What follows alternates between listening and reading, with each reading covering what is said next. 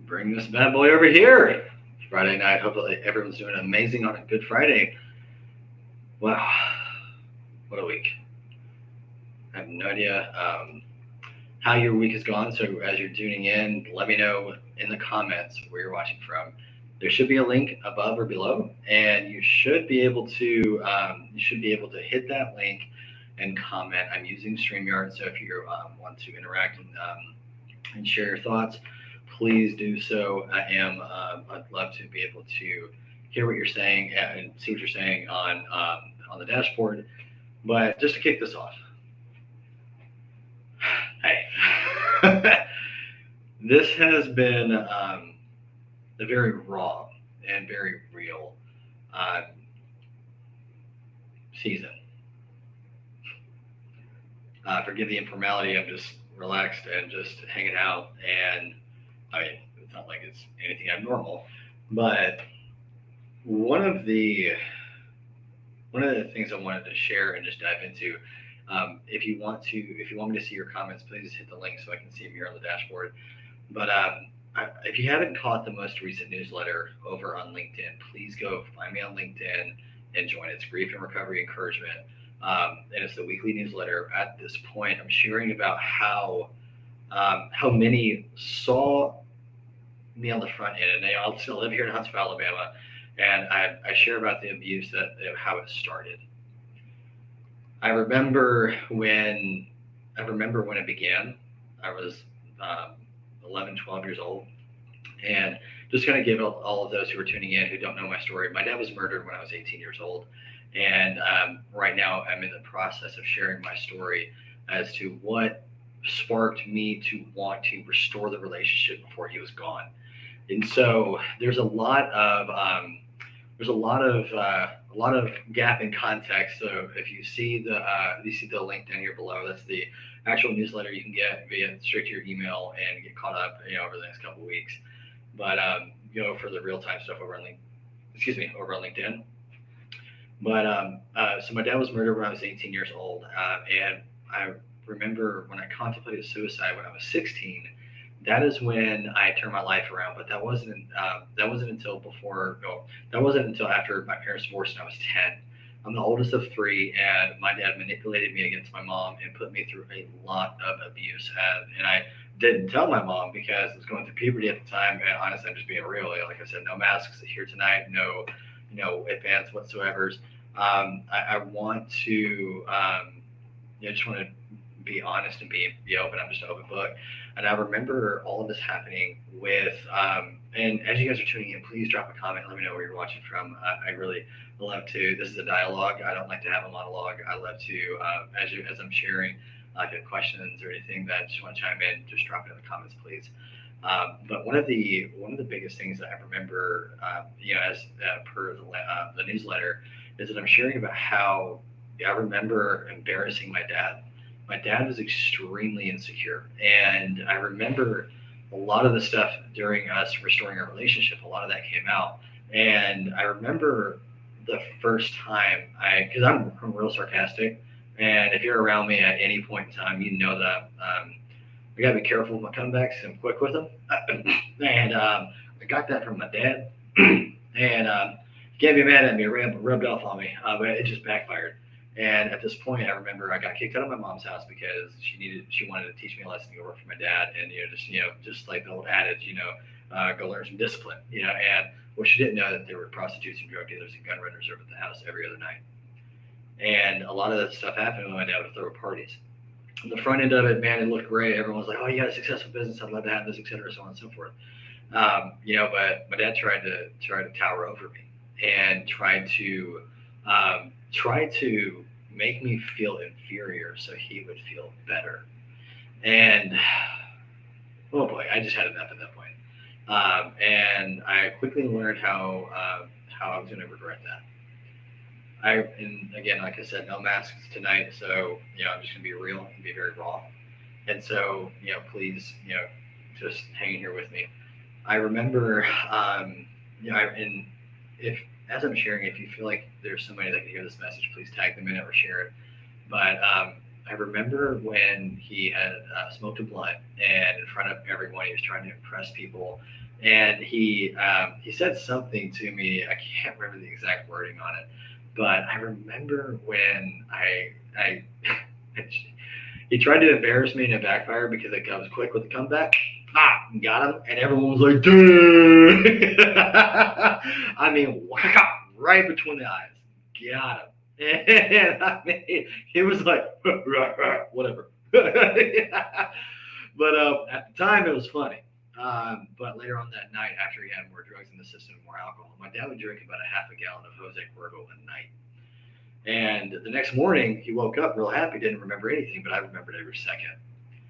And when it comes down to when it came down to really like that fear that set in, there was a lot of in that moment I was just counting down the seconds for that night, and oh man, um, that's when the fear really set in, and because when everyone left, that's when he would tower over me and start to physically beat me and I mean just degrade me. I mean the emotional stuff I was numb at that point, but a lot of the he would start to beat the crap out of me for embarrassing him in front of people he was trying to impress. And the next morning he woke up and it was like night and day. No pun intended on the time frame, but literally he would not remember it that morning, act as if like he did nothing wrong. And I'm looking him dead in the eyes at 12 years old, wondering what is wrong with you. I didn't say that because I didn't feel like I had I felt like I was 2 inches tall. I didn't feel like I had the fortitude or the boldness to even say anything. Like if I were to try and bring up something, he'd deny it, and the next thing I know, we were just I would it would result in me bottling it up. And after a while, I just that's what really kicked off me. Um, he with the inferiority. What's interesting about inferiority is that the desire for power to overpower somebody who's a bully to you, it results in taking it out on other people. And so and it's ironic because the entire time I could have told my mom, but I didn't. And the most interesting part is when I actually, y'all gonna laugh when I say this, okay? So, I remember when I used to wear my dad's shorts. What you see now is not who I was then. I was gonna put it like that. And I remember wearing Mesquite, Nisi, all these different things, and I wish my dad was trying to impress people unnecessarily. And what's wild is that in that whole vacuum dynamic of me hating how he treated me, I didn't understand how to forgive because I never understood or could wrap my head around the concept. I took notes. I literally kept a track record of every single thing that he did. And I came back up after I turned my life around. And I'm telling you that when y'all let me know if you can hear me in the mic because sometimes I can talk softly and sometimes I don't even realize it. So if I ever at any point I come out hard at here, you can barely hear me, just drop a comment, let me know.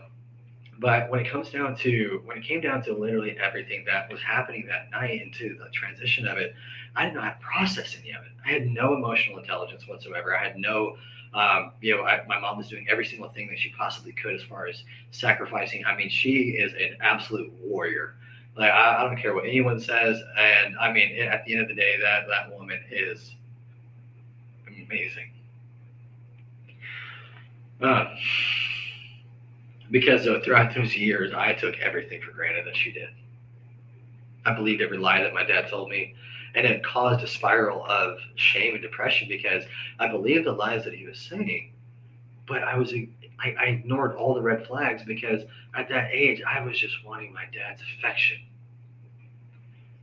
And in this twisted relationship, I started to allow certain things that just really deteriorated my integrity, my dignity, and I really just became an introvert. I didn't speak up. I didn't say anything. And ironically enough, I'm called to speak. Like how? Come on, like that. Just we'll circle back around to that. But what's wild is that created an entire that created an entire like I mean it felt like 500 pounds was on me all the time.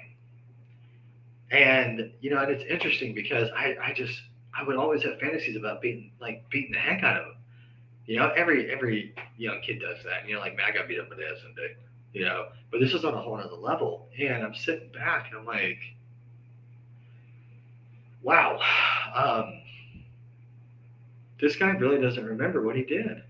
I was just blown away. I didn't know how to process it. And so it kept happening throughout the years. And I would steal drugs from my dad's stash, take it to school, flash it off because again, at home I felt this tall, but at school, I mean, if I showed off like whatever at middle school, okay, anything is cool there pretty much. It depends on what it is. At that time, it was liquor, and then it started to grow to different things, and so like ecstasy and different things of weed that I would grab from his stash and all these other stuff, and he was shocked that I got into his stash, and he beat the crap out of me when I got in trouble. And I mean, I wasn't the best at hiding anything. I'm the first one to admit that. I swear up and down, my mom was an FBI agent growing up. She could find anything that I hid. Because what's wild is that I got expelled from my dad's house for getting the stuff from his own stash, and then I'd go back to live at my mom's house and just do this ping pong thing back and forth because it was an endless cycle. And what at the time I was like, man, I swear I'm not trying to be a burden, but I just don't understand how to process my emotions. And I got taken to a therapist and a bunch of other stuff growing up. Then I had the ADHD and everything, and it's ironic because they told me like, son, you got an overactive imagination. We need to help you temper or how are we gonna put it to make sure that you don't get offended? We got to make sure that you can handle that energy so that way you can become a productive member of society. I'm like, wait, overactive imagination, what does an underactive imagination look like? I just have ideas. And I'd like to draw. I love to sketch. I love to do these things. I love to be creative. But at the same time, I'm at school selling the skills of Starburst every single day, making, I was raking in. Man, there's a guy that's on here who's probably going to see this name, Nathan Hoosier, old school dude, old friend of mine that I've run with, and that's ironically enough where I was.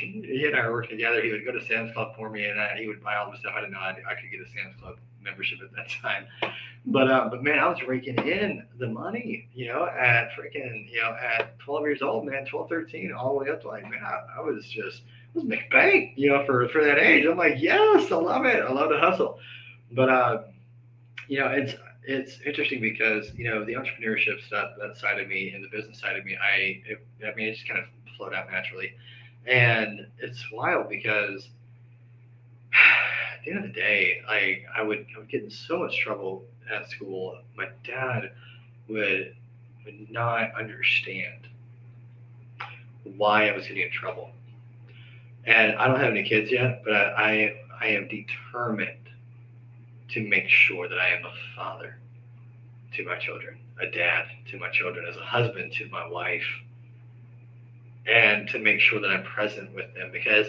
growing up, my dad thought present money replaced presence. I won't bet. And I'm gonna say that again. My dad believed he got stuck in this rut, and this is part of my passion when it comes to the business side of things, especially my landscaping company and other things that I swear up and down that I would always make sure that things are in place to make sure that I'm present with my family so that way I can raise them, because my presence carries more weight than any amount of gold. At the end of the day, when it comes to you being there, nothing replaces that. I never got that with my dad. He would always give me a checklist of things to do, and even if I nailed it perfectly, he was never satisfied. I never heard that good job or I love you growing up. It was always, why didn't you do that better? And he thought he was trying to strengthen me. Yes, there were things that I learned from my dad, but also there's a lot of things that I reverse engineered from my dad. Not eat the hay and spit out the sticks. Yeah, that kind of did apply, but I also too reverse engineered the bad stuff. And the ironic part about everything that took place, I mean everything, there were so many points where I was doing my absolute best to be a son, and I felt like I couldn't even do that. I was right on the job site. I was running the wood chippers, helping with the teams, making sure the crews weren't getting fired because my dad had a hair trigger temper. He would fire and then ask questions later. It was so bad, and I remember all the different things that were taking place systematically. And I remember all of the things that were happening. Everyone on the job site was like, "Man, I wish I was the boss's son or whatever." So many different things that I heard, and I'm like, "Man, you have no idea what happens on behind the scenes. Like, you have no clue." I had no idea. I remember my dad throwing me in the bathtub, beating the crap out of me, and I had to tell my heart for him to stop. And there was a lot of things that took place. I mean, I'm not, there are worse things that have happened with other people. But I remember all of that taking place, and then fast forwarding, May 6th, 2008 is when I came to my bedside over in Monrovia, Alabama, and that was the night after I got busted. And I'm skipping a lot of details. I'll cover all of that in the next newsletter coming up. But I remember when all of that started to take place. I just didn't understand how to process it. And I know for a fact personally that I was determined to not be my dad, but that wasn't good enough. It wasn't enough to desire not to be something. I had to have something in front of me where I could model it, where I could see it and understand it, and not have to worry about how someone thought of me, and just to do exactly what I needed to do in the moment and make sure it happened and took place. Because at the end of the day, when it comes down to it, when push comes to shove, like I did not have a father. I had a employer as a dad, and it was not fun. And I remember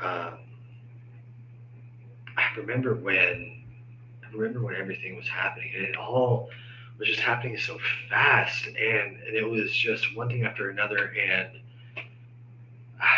so young, I didn't know anything that was going on. And so, can I get back to my point? I remember being on the bedside. All of this was, this was just weighing on my shoulders. That going to rehab one time, getting out, relapsing, and just embarrassed. Like, I felt like I embarrassed my mom. I felt like I brought shame to my family, and I just got tired of messing up. I really did. I got sick of it. And I swear, if my friend didn't answer that phone that night, my mom would have had to rush me to the hospital to pump my stomach if I survived. Man, I remember the pain and the darkness that I had that night because I was taught that I wasn't good enough. I was taught that I was a burden. And the thing is, I wasn't directly told that. I was treated that way. My dad was the most influential man in my life at that point. And I remember, when I had to go through and wrap my head around, like, how do I forgive this? Like, how, like, no, you don't get that freedom. But that was my mindset. I said, how dare you even think about being it? How dare he even get away with it? That man hurt me. I remember that pain. I remember that. I remember battling with it. And there's a scripture, there's a story in the Bible when Daniel wrestled with God. And that is a perfect depiction of what it means to, or what it feels like when you're wrestling with, do I let this go? But does letting this go mean that I excuse it? Oh no. No, no, no, no, no. I'm a bit. I remember wanting to beat my dad to a pulp because of the things that he did to me. And anyone who's gone through trauma can relate to that. Whoever's been through abuse, anyone can relate to that. Because at the end of the day, let's be real, we're all human. Stuff happens. We can't control. We can't turn back the time. We'll turn back the clock. We can't. It's impossible. The only thing that we have to work with right now is right now. And I remember battling so hard with that feeling of not wanting to allow him to be let off scot free. However, I needed to let go of what was done, because if I were to hang on to that and treat him the same way that he treated me, I wouldn't. This relationship wouldn't go anywhere. And I had to ask myself, really want? Do I really want a relationship with my dad? Like, do I? Is that even? Do I really want? Do I really want that? And I remember when God told me this on my bedside. I told him that this is May 6, 2008 is when I received Jesus Christ in my heart. And it wasn't fancy. It wasn't praying a prayer. It wasn't anything. I just said, God, if you're for real, let's do it. And if you're for real and you show me you're trustworthy, I will never give up on you no matter what comes against me. I didn't pray a fancy prayer. I didn't do anything. Didn't have any crazy experience at all. But what I can tell you is that I experienced peace for the first time in my life that night. The desire for the drugs, the desire for wanting to impress people, it was, that took some work, still, that's where, the desire to want to impress people, that took some time to work out and get rid of. But a lot of that was ongoing.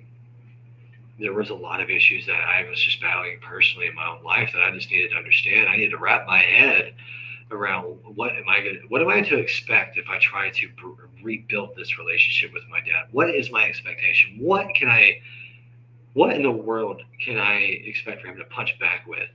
How in the world can I expect him to even care? Like, would me forgiving him, would he even care? What does it even matter to him? Right? And I remember all these things happening so fast and all at once that at the end of the day, I had to make that decision for myself.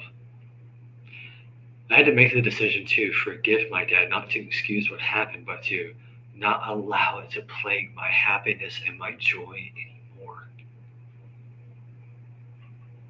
To not give it my mind, to not allow it to live in my head, rent free anymore. And I had to work out a lot of the issues that was going on. And there were so many things that, it was a day-by-day battle. It was not an instant fix. And there are things that I am still learning to this very day that I'm as life continues on, things that just as I get to that chapter of my life, that the things that were modeled in front of me that I'm unlearning, it doesn't stop. And it's where a lot of times where I feel like, kind of fast forward to now, my birthday's going to be tomorrow, actually, and, we'll be turning 30 on Easter weekend. And it's interesting because I look at how everything and so many things that took place then were a direct attack on my purpose. God can use people and so can the devil, right? Remember that. Whatever your faith is, it's fine. But remember that some people can hurt. Misery loves company. But ask yourself this one question: why do people do what they do? I want to pose that question to you. And for those that are watching, I want you to drop a comment. Those who are catching the recording, drop a comment and let me know why. What is, based on your opinion, why do people do what they do?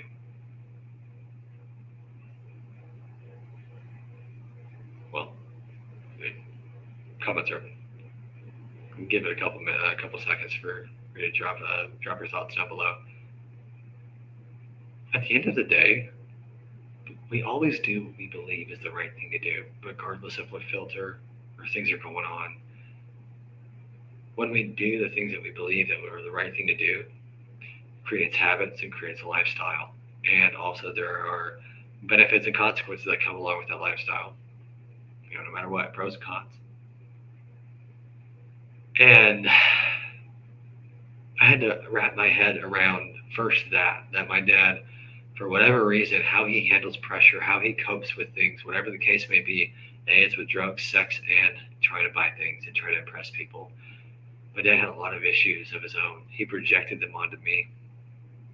And the fact that when I realized that I wasn't the reason why he was acting the way he was. Because at the end of the day, he was the only common denominator as to why he was treating people the way he was. That was step one. Not easy. Whew. Not easy. And it took me a long time to wrap my head around that, to be honest, because from my heart, I don't ever want to treat someone like that. Ever. And, there's a rule, not a rule, but there's this phrase that we are 10 times harder on ourselves than we are on other people. But also, too, to kind of back that up, love your neighbor as you love yourself. So if you don't love yourself, you're not going to love other people. That's why misery loves company. I'm telling you. There's nothing in this world that is more simple than that. We treat people how we see ourselves. Period. Because the whole phrase, the whole entire commandment, the entire statement, love your neighbor as you love yourself, treat others as you want to be treated, right? As you love yourself, you're going to love your neighbor. As you forgive yourself, you forgive your neighbor. And as you celebrate yourself, you'll celebrate your neighbor.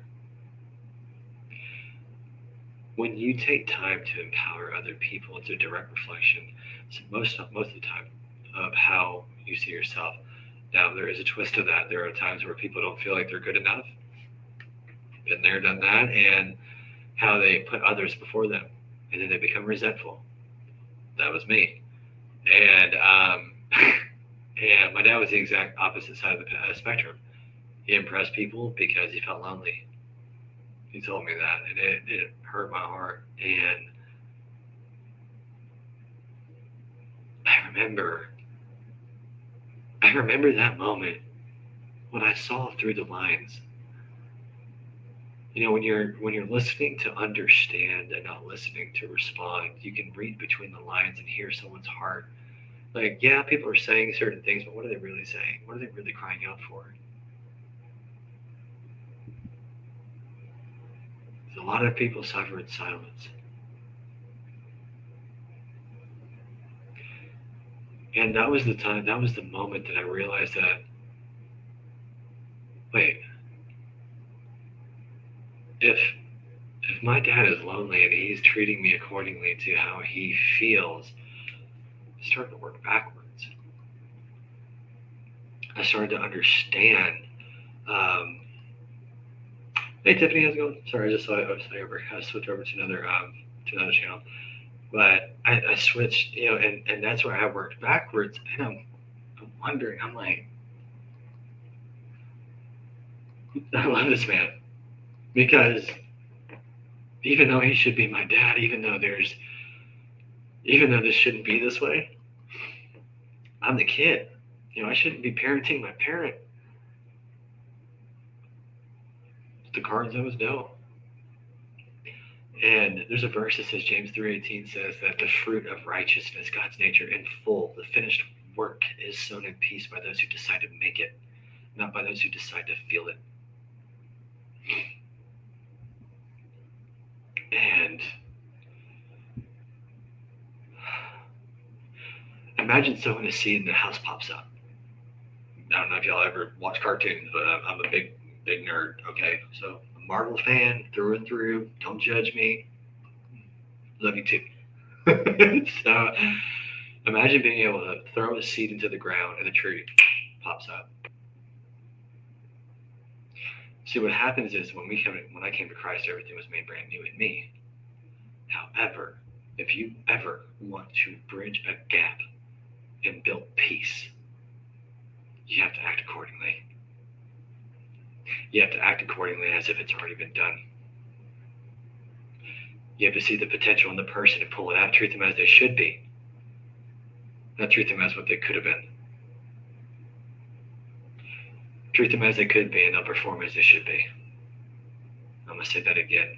If you treat someone as they could be, they'll act as they should be. And I saw it in real time. And it was so beautiful because everyone around me was asking me, "Are you crazy? What are you doing?"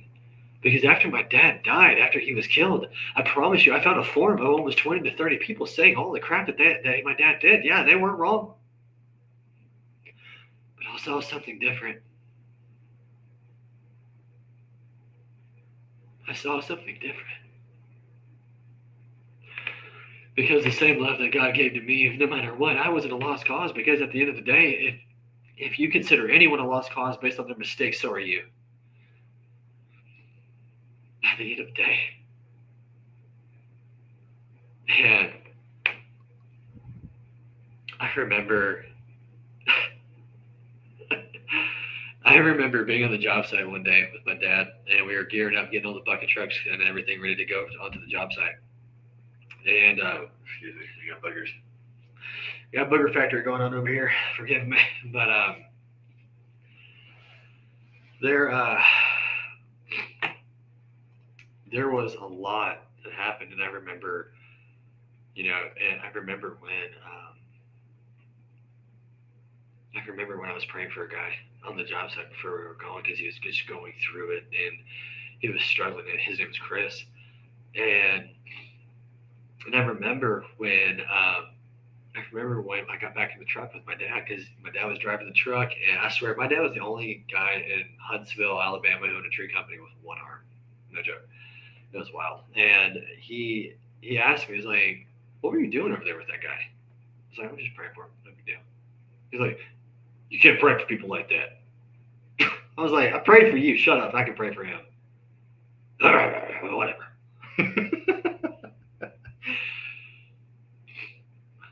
What's interesting is that it never ceases to blow my mind that the struggle that I went through then to rebuild a relationship for the sake of my own family, to breathe life into a man that no one else wanted to deal with.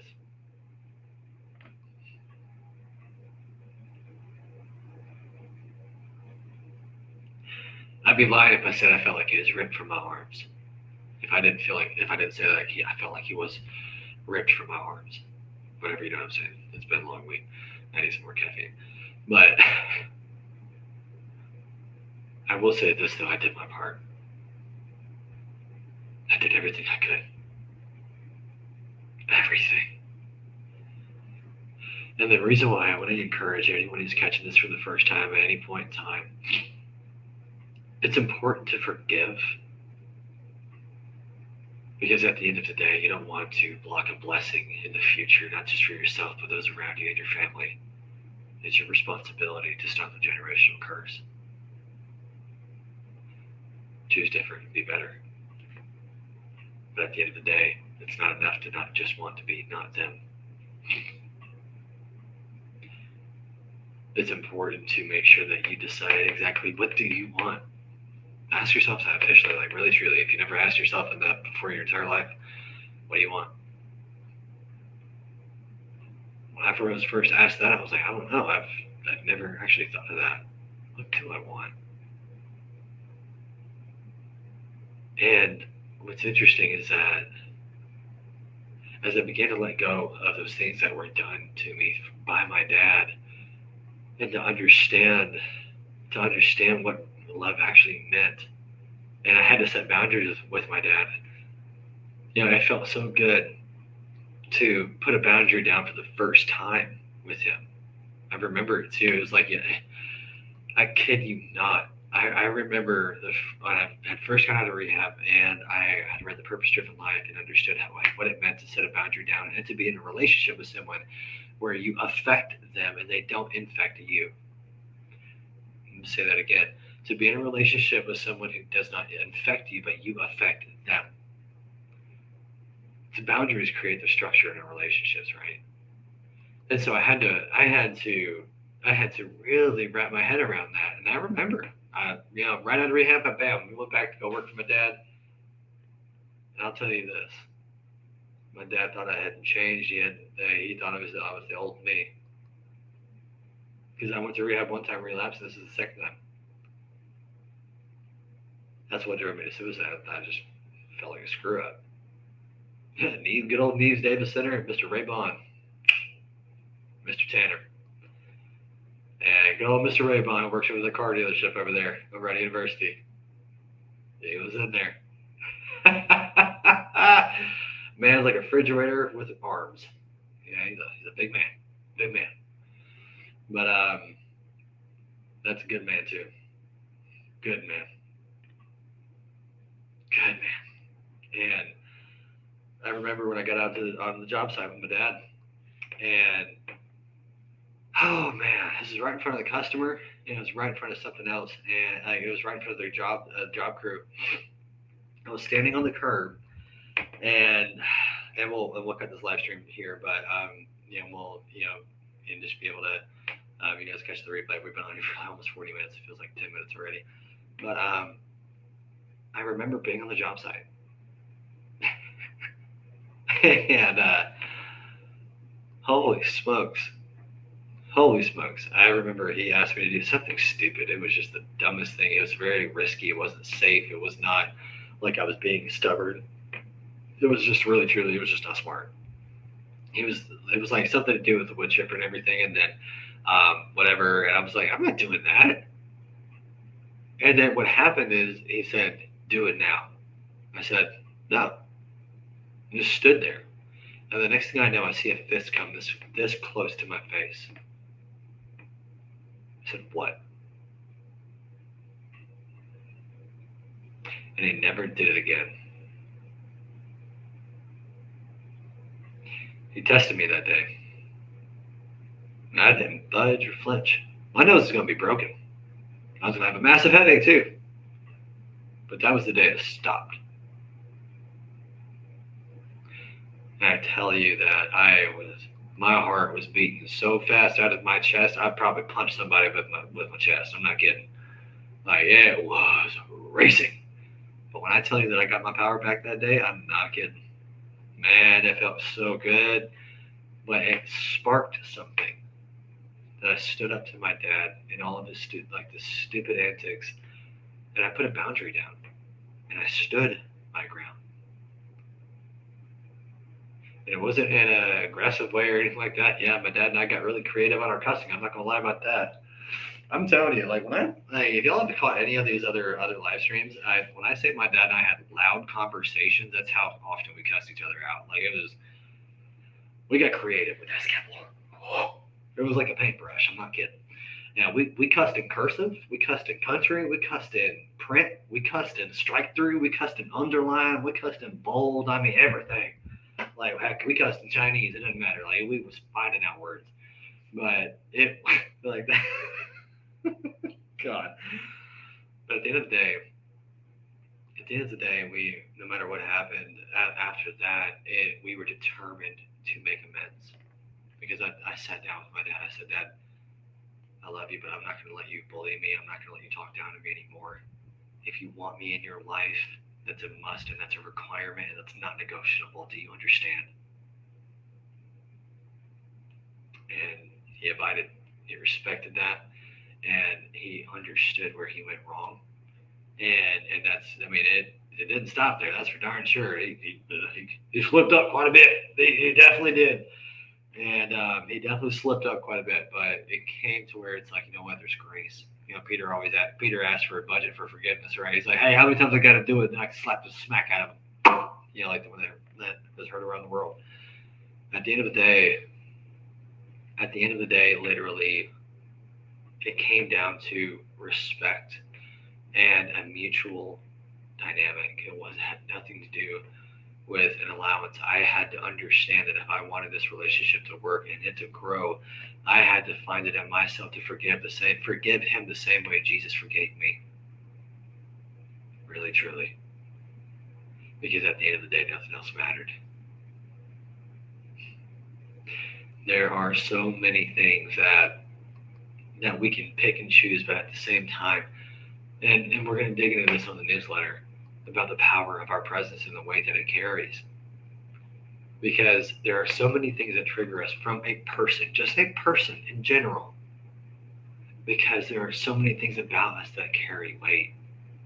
And as we go throughout these next couple weeks, I'm going to start to break down these different elements on, just please on the live stream, just ask your comments. And we're going to break down these different things that caused triggers, that caused the trauma, and even dig deeper onto what may have happened with my dad and my granddad.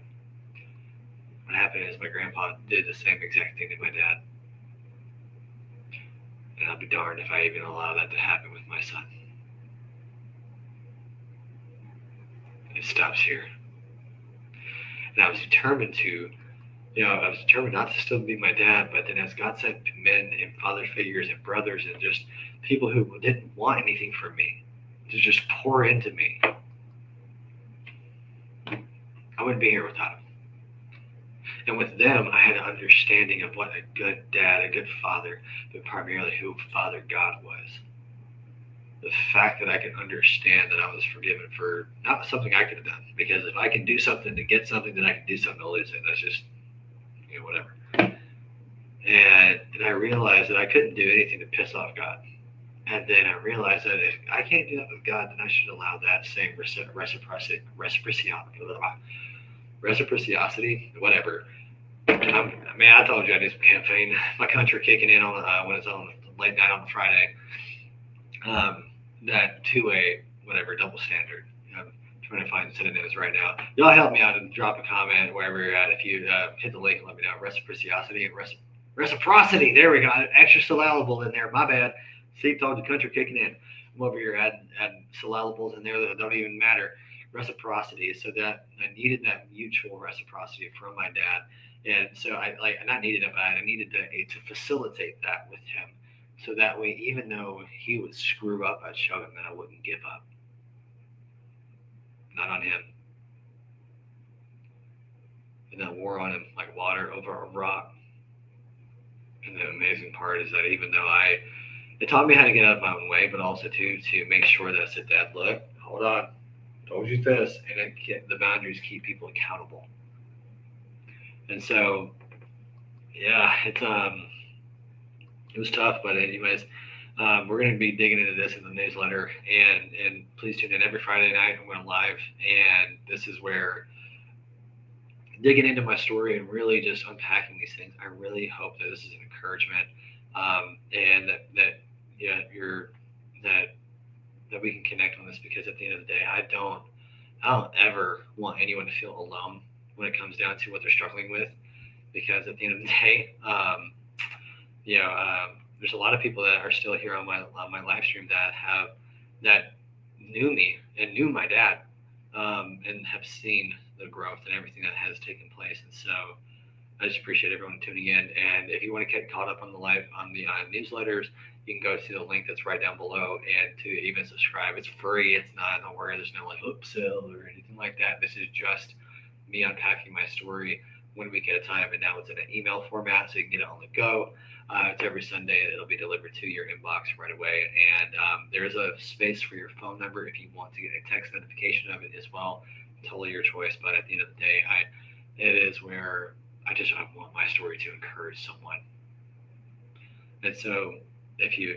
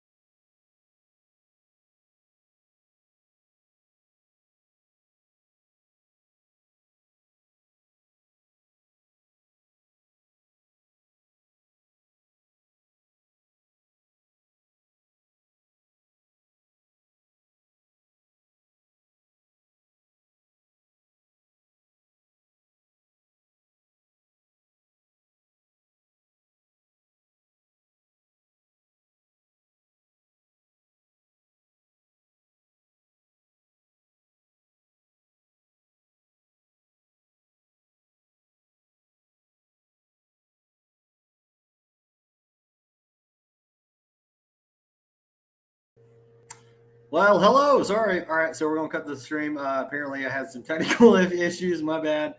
But yes, please. If I'm still live, I don't know if I was or am. Jump back on if it froze, whatever. But thank you for tuning in tonight, and appreciate everyone who came in. Thank you, Tiffany. Thank you, everyone. And those who I may not have seen, I appreciate all of you, and really, truly, thank you for tuning in. Sorry for the different camera views. My bad. So, y'all have an awesome Good Friday night, and enjoy your weekend.